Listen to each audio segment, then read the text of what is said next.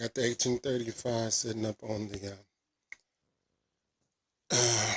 engine stand that I purchased for $150, and it's looking good. It's holding up. I got it bolted down, strap on there.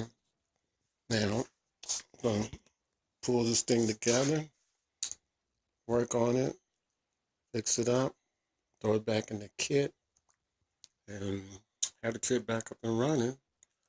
Like I said before, it's only got 48 miles on it, but it's sat up another 17 years since I've been here.